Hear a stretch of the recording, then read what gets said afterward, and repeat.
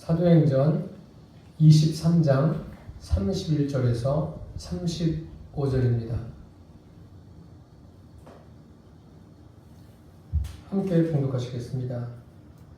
보병이 명을 받은 대로 밤에 바울을 데리고 안디바드리에 이르러 이튿날 기병으로 바울을 호송하게 하고 영내로 돌아가니라.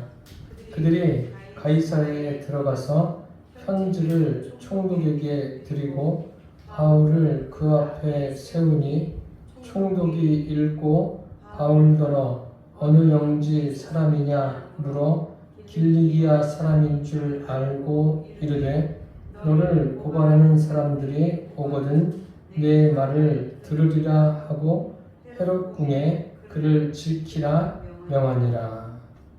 아멘. 사도 바울이 로마를 향해 가는 여정에 있습니다. 그 여정을 가만히 살펴보면 사도 바울이 겪는 게 참 많습니다. 겪는 게 많다는 것은 고난을 겪고 있다는 거예요. 우리가 인생을 살면서 이 고난에 대한 바른 이해를 가지고 있다면 인생에서 어떤 일을 만나더라도 믿음으로 넉넉하게 감당할 줄 믿습니다. 믿음을 가진 사람이 아니더라도 이 고난에 대해서 깊은 관심을 가지고 고민한 사람이 있습니다. 우리가 잘 알고 있는 인도의 왕자 중에 한 명인 부처 석가모니. 석가모니는 그런 생각을 하지 않습니까? 사람들이 늘 고난 가운데 있는 것을 보고 예사로 넘기지 않습니다. 고민을 하기 시작하는 거예요. 왜 인간에게 이러한 고난이 있을까? 고민하죠. 도저히 이해할 수가 없는 거예요. 그래서 그것을 직접 깨닫기 위해서 출가를 하지 않습니까? 출가를 해서 그가 깨닫게 됩니다. 무엇을 깨닫게 되냐면 자기 나름대로 묵상하고 고행하고 생각하는 가운데 인생이 무엇인지를 조금 아는 것 같습니다. 제가 조금이라고 했어요. 제대로 아는 것은 아니에요. 조금 알았어요. 여러분들은 인생을 얼마나 알고 계십니까? 내 인생, 내가 살아가는 그 인생을 얼마나 알고 살고 계십니까? 인생에 대해서 제대로 알려면 인생이 겪는 고난에 대한 바른 이해를 가지고 있으면 인생을 제대로 알 수가 있습니다. 그 고난에 대해서 제대로 정립하지 못한 사람은 인생을 살아가고 있지만 그냥 사는 거예요. 인생을 잘 모르고 사는 거라고 할 수 있습니다. 사실 이 세상에 어느 누구도 고난을 당하는 것을 좋아할 사람은 없습니다. 고난 없이 그냥 순탄하게 인생을 살았으면 하는 것이 대부분의 바람입니다. 그런데 그렇습니까? 그렇지 않죠. 인생에는 고난이 있어요. 우리가 고난을 원합니까? 원하지 않는데도 고난이 다가오지 않습니까? 이것을 어떻게 이해하고 어떻게 받아들이고 또 어떻게 해석을 해야 합니까? 누가복음 16장에 보면 그 16장에 등장하는 부자 같은 경우에 보십시오. 고운 옷과 자색 옷을 입고 날마다 호화롭게 잔치하고 즐기지 않습니까? 사실 그렇게 살고 싶은 것이 모든 사람의 바람입니다. 그렇게 했다는 것은 그게 바로 인간이 가지고 있는 욕망이죠. 그러나 그것이 인생의 전부가 아니기 때문에 문제가 되는 거예요. 그것이 전부라면 나도 저렇게 살아야 되겠다. 그럼 좋은데 그것이 전부가 아니에요. 부자라고 해서 호화로이 즐겁게 잔치한다고 해서 매일같이 그렇게 했겠습니까? 물론 매일같이 잔치는 할 수 있어요. 잔치는 할 수 있는데 그에게 고난이 없었다 그렇게 말할 수는 없는 거죠. 고난은 누구에게나 있습니다. 내가 원하지 않는데도 어느 날 갑자기 나에게 고난이 찾아오는 게 있어요. 도둑같이 찾아오죠. 고난이라는 것은. 내가 그 고난에 대해서 거절하고 싶어도 거절할 수 없는 그런 상황에 맞닥뜨릴 수가 있습니다. 고난이라는 게 그런 거예요. 그래서 이 고난을 우리가 제대로 알고 있으면 인생을 살아가는데 뭐 큰 도움이 되는 정도가 아니라 인생을 제대로 살아갈 수 있다는 거예요. 그 사람이 이 고난에 대해서 얼마나 깊이 이해하느냐에 따라서 인생을 제대로 알 수가 있습니다. 그래서 우리가 자녀들을 키우지 않습니까? 자녀들을 키울 때도 부모의 마음은 자녀들에게 내가 할 수 있는 최선을 다해주는 거 아니에요? 최선을 다해줘서 그 자녀들이 조금 더 나보다 더 나은 삶을 살기를 원하는 게 부모의 마음 아닙니까? 그런데 자녀들은 고난을 겪지 않습니까? 그렇지 않아요. 자녀들도 고난을 겪습니다. 그래서 자녀들에게도 이 고난에 대해서 말해주는 것 정말 필요합니다. 성경에 보면 고난 당한 것이 내게 유익이라 이로 인해서 내가 주의 율례를 배우게 되었다 이렇게 고백하는 시편 기자도 있지 않습니까? 그러면 이러한 고난들 제가 설교하면서 고난에 대해서 많이 말씀드리는데 특히 사도 바울을 하면서 고난에 대해서 많이 말씀드리는데 우리가 이 고난에 대해서 어떻게 이해해야 하느냐 이것이 참 중요합니다. 이 고난의 원인이 도대체 무엇인가? 그 원인을 알아야 되겠죠. 어떤 병도 그렇지 않습니까? 몸이 아파서 병원에 가면 여러 가지 검사를 해요. 검사하는 이유는 이 사람이 이렇게 아픈데 이 아픔을 가져다 주는 원인이 무엇인가? 그 원인을 찾아서 치료를 하게 되는 것 아닙니까? 주사도 하고 약물도 복용하고 다양한 치료 방법을 사용해서 그것을 고쳐나가는 거예요. 근데 병이라고 해서 또 다 고칠 수 있습니까? 현대의학이 얼마나 발전했습니까? 그렇다고 해서 병이라는 것을 다 고쳐낼 수가 없어요. 우리가 알고 있는 나병이 있지 않습니까? 성경에 나병 환자들이 몇 사람 등장하는데 나병이라는 것은 아직까지도 그 감염 경로를 제대로 알 수가 없어요. 그 원인균을 찾아서 이제 더 추적해서 관찰하려고 하면 이미 그 떼어내는 것들이 죽는다고 합니다. 몸에서 떨어 나오면 죽는 거예요. 그래서 저는 그냥 그 있는 상태로 연구하면 안 될까 그런 생각도 해보는데 어쨌든 현대의학으로도 이 원인균이 도대체 무엇인가 그것에 대해서 제대로 발견하지 못하고 있습니다. 참 지금 그런 상태죠. 원인을 찾아내는 것. 이 고난도 마찬가지예요. 고난에 대한 원인이 무엇인가 그리고 어떻게 이해하고 그것을 어떻게 받아들이고 가야 되는가 이것을 저와 여러분이 성경을 통해서 잘 정립할 수 있게 되기를 바랍니다. 어떤 사람은 고난이 다가오면 아유 재수 없어가지고 이런 고난을 당하네 그렇게 말하는 사람도 있을 수 있습니다. 그런데 그런 게 아니죠. 참 세상에는 다양한 고난들이 있어요. 그 아프리카 어린이들 보세요. 굶주림에 허덕이는 그 먹지 못하는 고난 때문에 얼마나 힘들어합니까? 북한 같은 경우에는 자유를 박탈당한 것 아니에요. 자유를 박탈당하니까 먹는 것도 어렵고 사는 게 우리가 볼 때 그 제대로 살아가고 있는 겁니까? 참 안타깝죠. 이렇게 사람들은 다양하게 고난을 겪고 있습니다. 그런데 고난에 대한 바른 이해를 하려면 우리가 성경을 통해서만이 알 수 있어요. 욥기서를 보세요. 욥기서를 보면 고난에 대해서 우리가 아주 명확하게 이해할 수 있게 성경에 기록해 놓았습니다. 욥이 고난 당할 때 친구들이 와서 뭐라고 말하죠? 여러 가지 이론들을 펼쳐요. 욥과 그 고난 당하고 있는 욥과 논쟁을 벌이죠. 논쟁을 벌이는데 그들이 뭐라고 말합니까? 욥을 정죄하지 않습니까? 내가 죄가 있기 때문에 이런 고난을 당한다. 그래서 사람들도 잘 지내다가 갑자기 큰 어려움을 겪으면 이거 내가 무슨 죄를 지어서 그런 것 아닌가? 그렇게 생각하는 분들도 있습니다. 그리고 성경에서도 보면 예수님과 제자들이 함께 가는데 그 길거리에서 소경을 보죠. 시각 장애를 가지고 있는 사람을 만납니다. 그러면서 예수님께 묻죠. 이 사람이 저 소경된 것이 시각 장애를 입은 것이 그 부모의 죄입니까? 그 사람의 죄입니까? 라고 예수님께 묻지 않습니까? 이렇게 고난당하는 것을 죄 때문이다. 이렇게 생각하는 경우들이 있죠. 그래서 성경에서 말하는 고난은 우리가 생각하는 것과 전혀 다릅니다.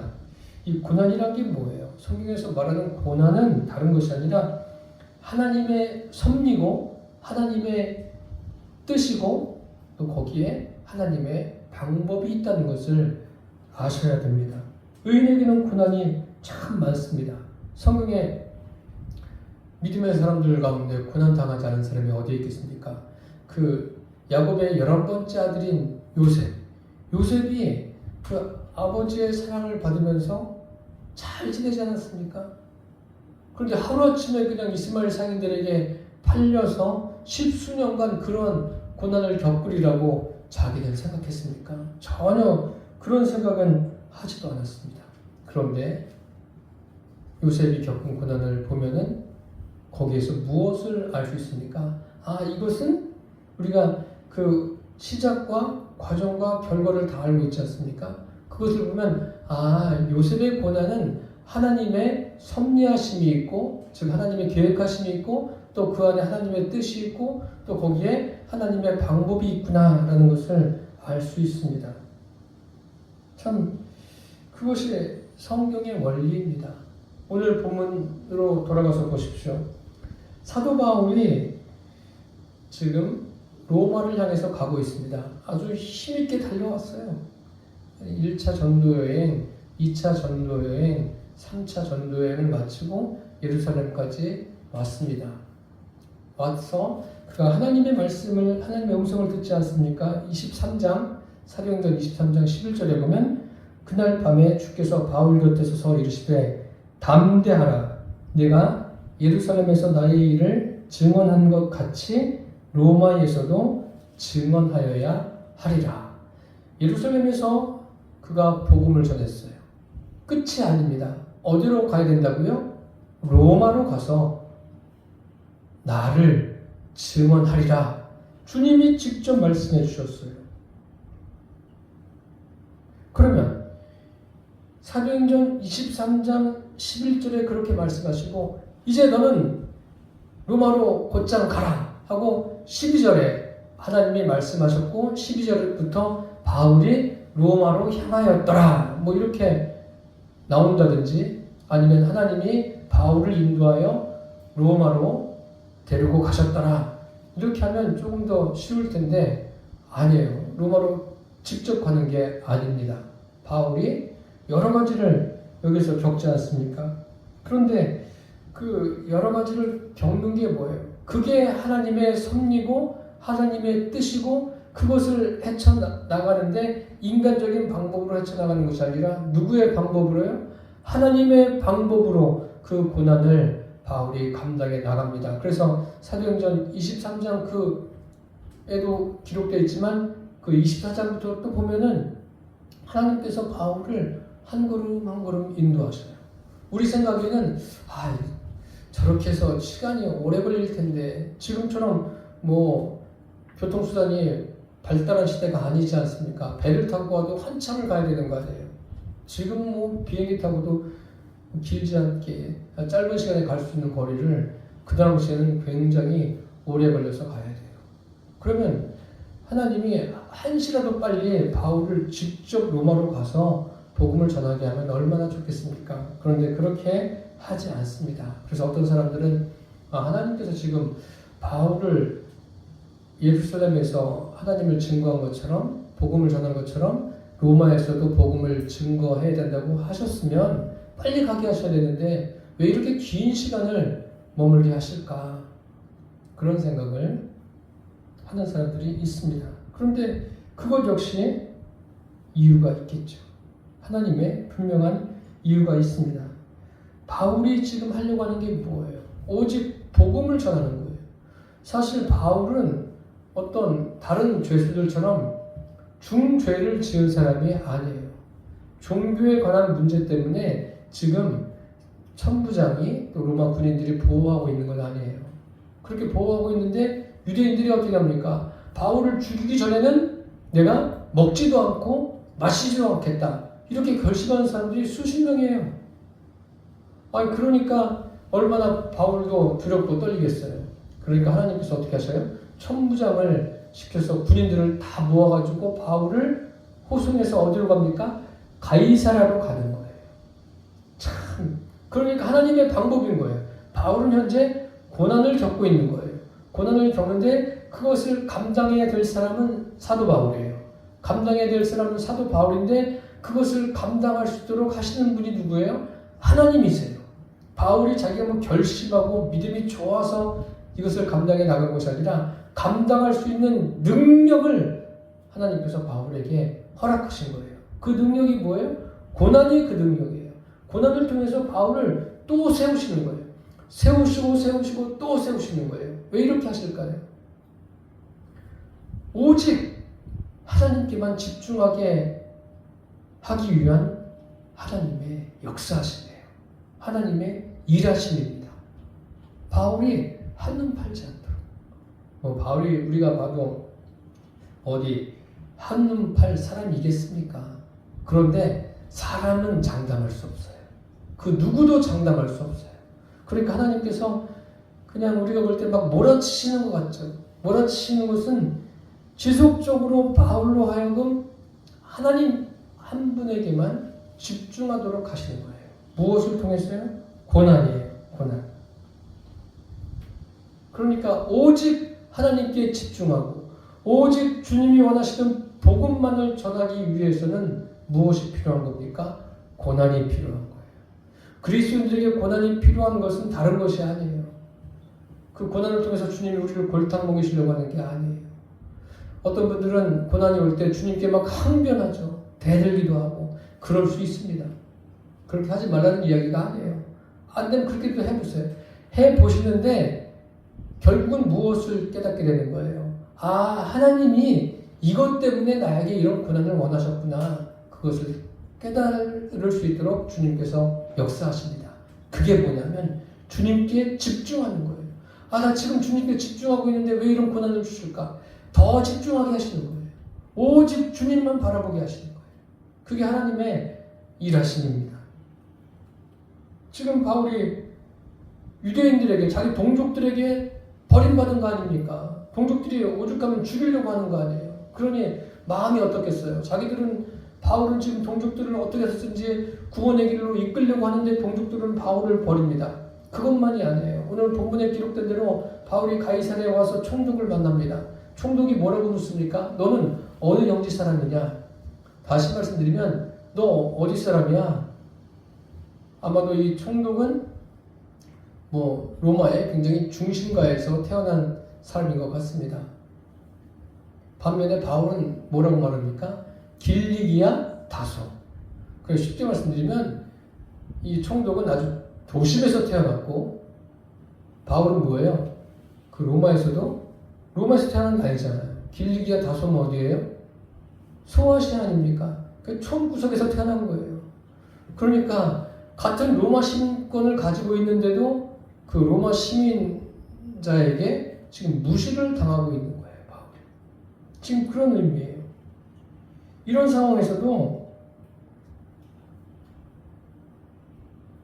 하나님께서 그를 고난 속으로 이끌어 가셔요. 그렇게 하시는 것은 동족에게 버림을 받든 같은 로마 시민권자에게 어떤 무시를 당하든 그런 과정들을 통해서 하나님만 바라볼 수 있게 하시는 것이 하나님의 역사하심이에요.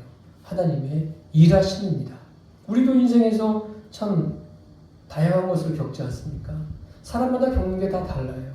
그런데 그것을 겪게 하시는 분명한 이유가 있어요. 그 이유는 여러 가지가 아니에요. 딱 한 가지예요. 오직 누구에게 집중하는 거예요? 살아계신 하나님께 집중하게 하기 위한 하나님의 일하심이라니까요. 그리고 고난 당할 때 하나님께 집중하라고 하시는구나. 그렇게 생각할 수 있죠. 내가 신앙생활을 굉장히 열심히 하고 있는데 주일도 빠지지 않고 또 여러 가지 기타 등등 봉사도 헌신도 열심히 하고 있는데 왜 나에게 이런 일이 올까? 다른 게 아니에요. 그렇게 열심히 하고 주님을 의지하면서 감에도 불구하고 그런 일이 있으면 어떻게 하라고요? 더 주님께 집중하라는 거예요. 우리는 어떤 문제의 마음을 빼앗기기가 쉽습니다.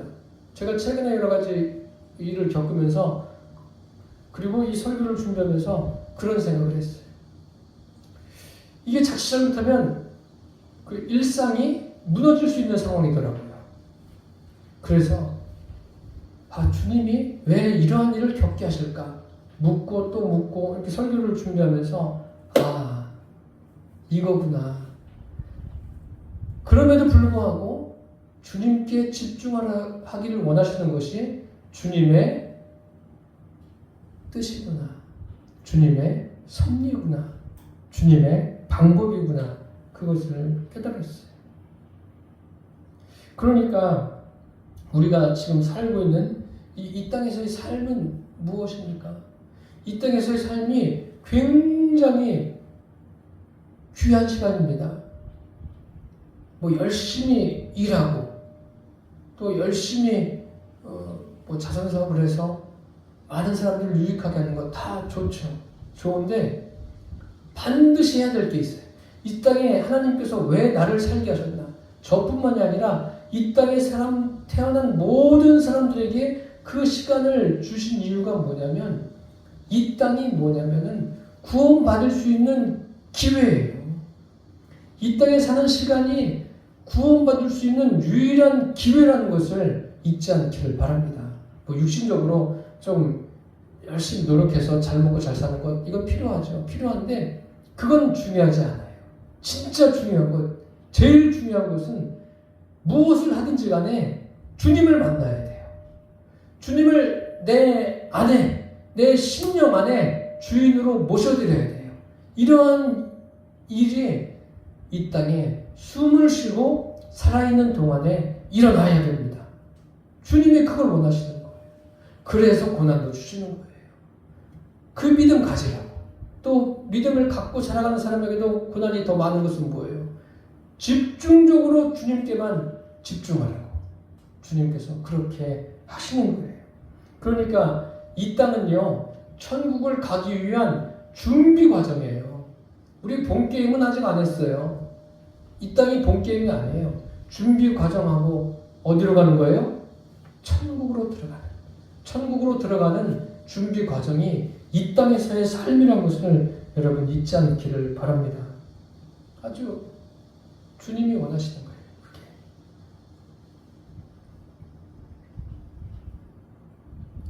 그러니까 우리 심령이 주님을 향할 수 있도록 주님께서 하시는 일이 뭐예요? 고난을 통해서 그 일을 주님께서 하신다는 것. 이것도 여러분들이 잘 내 안에 정립해 놓으시기를 바랍니다. 이런 것들이 정립되면 고난이 다가와도 이래서 이런 고난이 있구나. 아니 어떤 때는 이거 내가 감당할 수 있을까? 감당할 수 없을 만큼의 그 큰 고난이 올 때가 있어요. 그런데 그것도 같은 종류예요. 크기와 모양이 다를 뿐이지 같은 종류예요. 주님이 나를 세우시고 더 주님께 집중하라고 하십니다. 천국에 가는 이 과정에서 이것을 겪으면서 주님과 더 친밀해지라고 하시는구나. 그게 주님이 원하시는 거예요. 그래서 하나님이 그 영적인 것에 목적을 두시고 우리에게 고난을 허락하셨다. 이것을 여러분 잊지 않기를 바랍니다. 이것이 잘 정립되어 있으면 흔들릴 이유가 없어요. 지금 바울이 그런 거 아닙니까? 바울이 제가 설교 서두에 말씀드린 것처럼 직접 로마로 갔으면 그냥 바로 거기 가서 복음을 전해도 좋을 텐데 그럼 좋았을 텐데 그런 생각도 할 수 있겠지만 아니에요. 이런 고난의 과정을 통해서 하나님이 바울을 더 주님께, 오직 주님께 집중하게 하시고 그를 성숙하게 하신다는 것을 잊지 않기를 바랍니다. 바울만 그런 것이 아니라 우리 인생에 참 다양한 것을 겪습니다. 여러분, 어떠한 것을 겪든지 간에 이런 하나님이 주신 원리를 잘 거기에 적용해 보시기를 바랍니다. 이것을 잘 적용한다면 우리의 믿음이 주님 안에서 더 성숙해지고 고난이 다가올 때 너무 당황하지 않고, 또 당황을 하더라도 그 시간이 길게 가지 않고 마음을 추스리고 우리가 주님께 더 가까이 갈 수 있게 될 줄 믿습니다. 그래서 고난에 대한 바른 이해를 이 사도 바울을 통해서 해봅니다. 하나님은 우리가 머릿속으로 생각하는 조그마한 생각까지도 다 알고 계세요. 이것을 잊지 마십시오. 그리고 다 지켜보시고 우리를 천국으로 인도하고 계십니다. 그 인도하시는 그 과정 속에서 주님과의 만남이 고난이 되었든 또 평안한 시간이 되었든 모든 시간이 주님과 더 깊어지는 삶이 되시기를 예수님의 이름으로 축복합니다. 기도하겠습니다. 살아계신 주님, 우리에게 확실한 믿음을 주셔서 감사합니다. 고난에 대한 바른 이해를 하게 해주셔서 감사합니다. 왜 사도 바울이 이렇게 많은 고난을 겪었는지 알게 해주셨습니다. 그것은 다른 것이 아니라 오직 하나님께 집중하고 더 성숙한 사람으로, 또 로마에 가서도 오직 주님만을, 십자가만을 전하게 하기 위한 하나님의 섭리요, 뜻이요, 방법임을 알려주셨습니다. 사도 바울만 아니라 우리가 겪는 여러 고난을 통해서 우리 역시 주님께 집중하고 믿음이 성숙한 대로 나아가게 하여 주옵소서. 예수님의 이름으로 기도드립니다. 아멘.